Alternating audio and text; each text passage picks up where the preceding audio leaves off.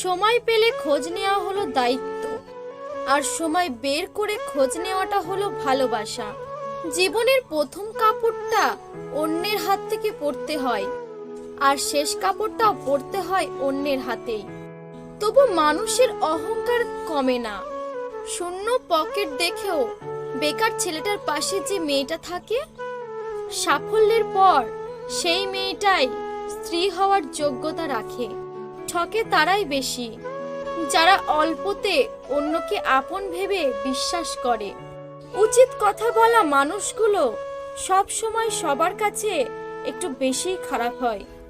সম্পর্ক পুরনো হলে প্রেমিকার চোখের জলটা নাটক মনে হয়। মায়ের ছোট্ট পেটে সন্তানের জায়গা হয়, কিন্তু সন্তানের বড় ফ্ল্যাটে মায়ের জায়গা হয় না। জোর করে সম্পর্ক ধরে রাখার কোনো প্রয়োজন নেই।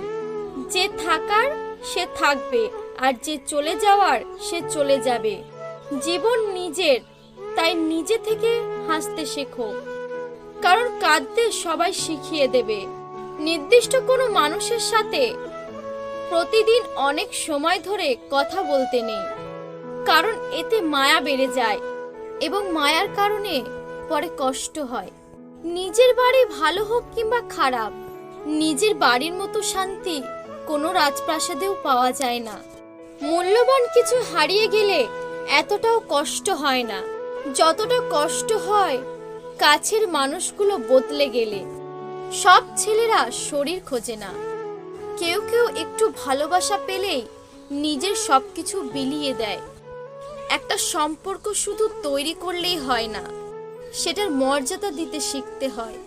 কষ্ট যখন চোখের জল হয়ে বেরিয়ে যায়, তখন নিজের হাত ছাড়া আর কেউ আপন হয় না চোখের জল মুছিয়ে দেওয়ার জন্য। কিছু মানুষ বড্ড স্বার্থপর, নিজের ভালো থাকার জন্য অন্যকে কষ্ট দিতে দ্বিতীয়বার ভাবে না। বাড়িতে মানুষ যতই থাকুক না কেন, মা না থাকলে বাড়িটা ফাঁকা মনে হয়। কাউকে দুর্বল মনে করো না। 5 টাকা দামের কলমটাও কিন্তু 5 কোটি টাকার চেক লেখার কাজে আসে। 20 লক্ষ টাকার গাড়ি কিনে কি লাভ যদি সেই গাড়ির জানালা 2 টাকার জন্য বন্ধ করে রাখতে হয়? কাউকে অসম্মান করতে গেলে শিক্ষার দরকার হয় না, কাউকে সম্মান করতে গেলে শিক্ষার দরকার হয়। ভালো থাকবেন, সুস্থ থাকবেন। ভিডিওটি ভালো লাগলে অবশ্যই লাইক করবেন, কমেন্ট করে জানাবেন আপনার মতামত। চ্যানেলটিকে সাবস্ক্রাইব করে আমাদের পাশে থাকবেন। ধন্যবাদ।